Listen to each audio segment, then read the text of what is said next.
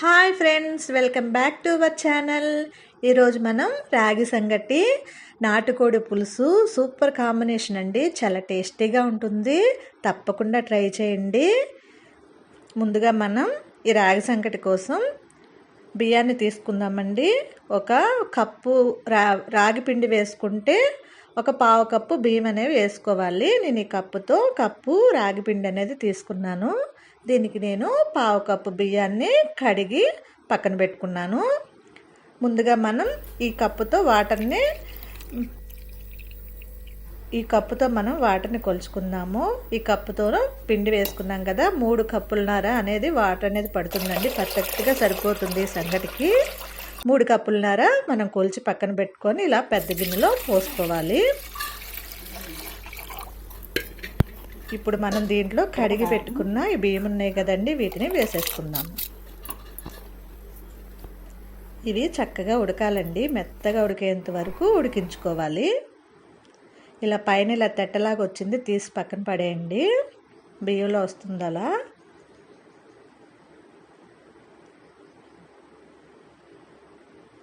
Rice అనేది చూసారా చక్కగా మెత్తగా ఉడికిపోయింది. ఇలా ఉడకాలండి. ఇలా ఉడికిన తర్వాత మనం ఇందులో రాగి పిండిని వేసుకుందాము. ముందుగా దీంట్లో కొంచెం చిటికెడు ఉప్పు వేసుకోండి. రాగి పిండిలో ఉప్పు అనేది ఉంటుందండి, ఉప్పగా ఉంటుంది, అందుకనే ఉప్పు అనేది వేసుకోకూడదు. ఒక చిటికెడు వేసుకుంటే సరిపోతుంది. ఇప్పుడు ఈ రాగి పిండిని అలా వేసేసి స్టవ్ని సిమ్లో పెట్టుకొని మూత పెట్టేసుకుందామండి. ఈ ఆవిరి మీదే ఈ పిండి అనేది చక్కగా కుక్ అవ్వాలి. ఒక 5 నిమిషాల సేపు ఇలా మూత పెట్టుకుందాము. 5-6 నిమిషాల తర్వాత మూత తీసి చక్కగా దీన్ని మిక్స్ చేసుకుందామండి. ఇలా ఉడికిపోయింది చూసారా పైనంతా. ఇప్పుడు దీన్ని పప్పు గుత్తి కర్ర ఉంటుంది కదండి, పప్పు మెదిపేది, దాన్ని పప్పు గుత్తిని రివర్స్లో పట్టుకొని ఇలా మెదుపుకోవాలండి. ఈ ప్రాసెస్ అంతా సిమ్లో పెట్టుకొని చక్కగా మెదుపుకోండి, లేదంటే అడుగంటుతుంది. సిమ్లో పెట్టి నిదానంగా ఒక 10 నిమిషాల సేపు చక్కగా మెదపాలండి. రైస్ కూడా బ్రేక్ అవుతుంది, పిండిలో మిక్స్ అయిపోయి చక్కగా ఉంటుంది. ఈ విధంగా మెదుపుకోవాలి. సిమ్లోనే చేసుకోండి ప్రాసెస్ అంతా. ఒక 10 నిమిషాల సేపు చక్కగా మిక్స్ చేసుకోవాలి. బాగా కలిసిపోతుందండి. అంతేనండి, చక్కగా ఉడికిపోయింది కదా. దీన్ని ఇప్పుడు మనం స్టవ్ ఆపేసి పక్కన పెట్టేసుకుందాం. దీనిలో 2 స్పూన్ల నెయ్యి వేసుకొని మిక్స్ చేసుకుంటే టేస్ట్ బాగుంటుందండి. ఇష్టం లేని వాళ్ళు వేసుకోవసరం లేదు.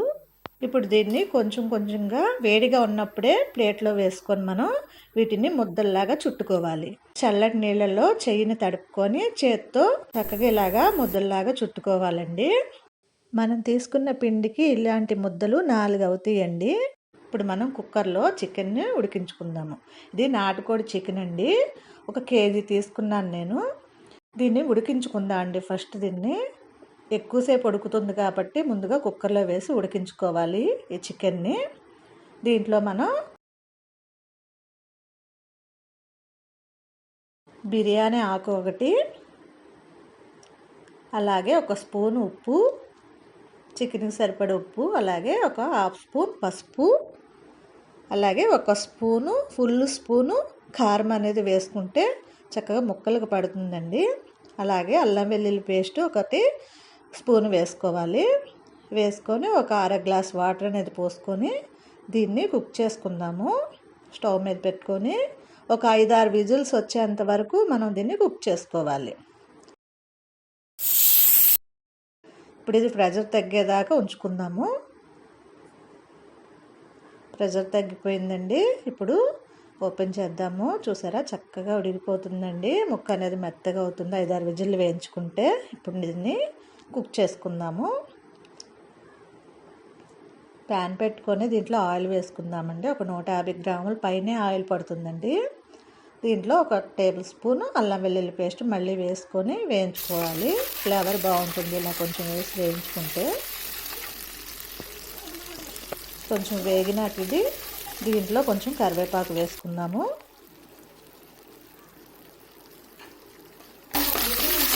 రెండింటిని చక్కగా వేయించుకోవాలి.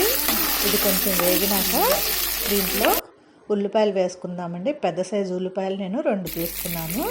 అలాగే ఒక 5-6 పచ్చిమిర్చి సన్నగా కట్ చేసుకున్నాను. వీటిని వేసి వేయించుకుందాము. గ్రేవీ కోసం కొంచెం ఉల్లిపాయలు అనేవి ఎక్కువ తీసుకోండి, మరీ ఎక్కువ తీసుకుంటే స్వీట్ వస్తుంది.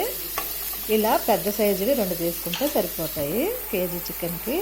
దీంట్లో ఒక 1/2 స్పూన్ పసుపు వేసుకుందాము. అలాగే 1 స్పూన్ ఉప్పు వేసుకొని ఈ ఆనియన్స్ని పచ్చిమిర్చిని చక్కగా మెత్తగా మగ్గేంత వరకు వేయించుకోవాలి.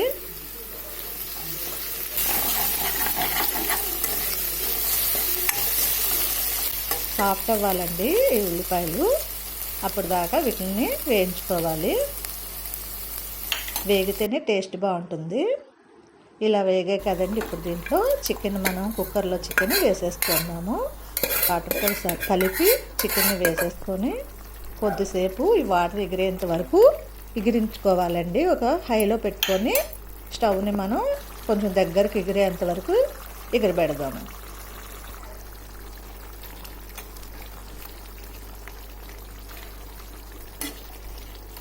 దగ్గరకు అయిందండి కొంచెం. ఇప్పుడు ఈలోపు ఉడికేలోపు మనం మసాలాని ప్రిపేర్ చేసుకుందాము.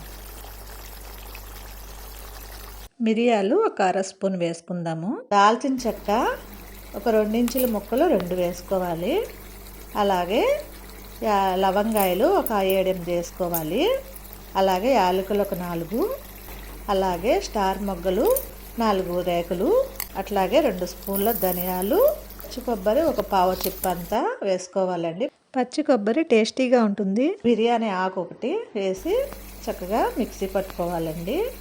ఇలా డ్రైగా నేను మిక్సీ పట్టుకున్నాను. వాటర్ పోసైనా పట్టుకోవచ్చు. చక్కగా నలిగిపోయింది కదండి, ఇలా డ్రైగానే ఉంచుకున్నాను నేను. ఈలోపు చికెన్ దగ్గర పడింది కదా, దీంట్లో కారం వేసుకుందాము. కారం ఇంకా 2 స్పూన్లు పడుతుందండి. మనం ముందు ఉడికించుకున్నప్పుడు 1 స్పూన్ వేసాము, ఇప్పుడు 2 స్పూన్లు వేసుకోండి. ఈ కర్రీలో స్పైసీగా ఉంటేనే బాగుంటుంది. అలాగే ఈ మసాలా కూడా వేసేసుకోవాలి. రెండింటిని వేసుకొని చక్కగా మిక్స్ చేసుకోవాలి. ఇది ఒక 2 నిమిషాల సేపు ఆయిల్లో వేయించుకుంటే టేస్ట్ అనేది బాగుంటుందండి. ఇలా వేయించుకున్నాక ఒక 1/2 లోటా నీళ్లు పోసుకొని మనం ఉడికించుకుందామండి. ఇప్పుడు ఆల్రెడీ ఉడికింది కాబట్టి ఎక్కువ ఉడకాల్సిన పని లేదండి. మీడియం మంట మీద చక్కగా ఇది సగం నీళ్ళు ఎగిరేంత వరకు ఉడికించుకోవాలి. ఈ కాంబినేషన్కి ఇది జ్యూసీగా ఉంటేనే బాగుంటుందండి, అందుకని వాటర్ ఉండేలా చూసుకోవాలి. ఉడికిపోయిందండి, దగ్గరకు అయింది. కొత్తిమీర పుదీనా వేసుకొని ఒకసారి దీన్ని చక్కగా మిక్స్ చేసుకొని సిమ్లో పెట్టి ఒక 2 నిమిషాలు ఉంచుకుందామండి. అంతేనండి, ఎంతో టేస్టీగా ఉండే నాటుకోడి కూర రెడీ అయిపోయిందండి.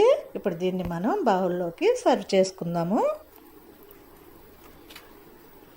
సూపర్ ఫ్లేవర్ అండి, చాలా టేస్టీగా అమ్మేగా ఉందండి. తప్పకుండా ట్రై చేయండి, చాలా టేస్టీగా ఉంటుంది.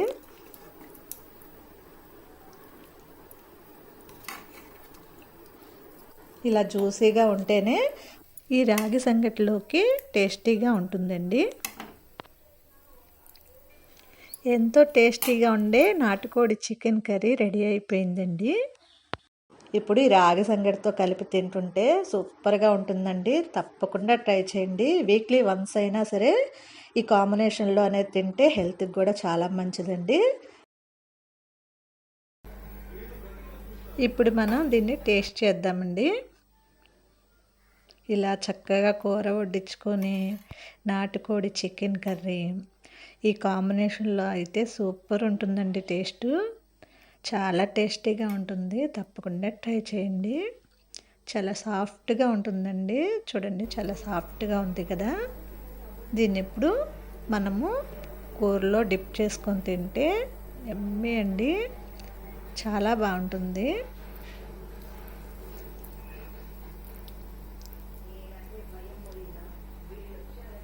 సూపర్ టేస్ట్ అండి. ముక్క కూడా చక్కగా మెత్తగా ఉడికి టేస్టీగా ఉంటుందండి. ఈ వీడియో ఎలా ఉందో కామెంట్ చేయండి. అలాగే మన ఛానల్ని లైక్ చేయండి, షేర్ చేయండి, అలాగే సబ్స్క్రైబ్ చేసుకోండి ఫ్రెండ్స్. Thank you.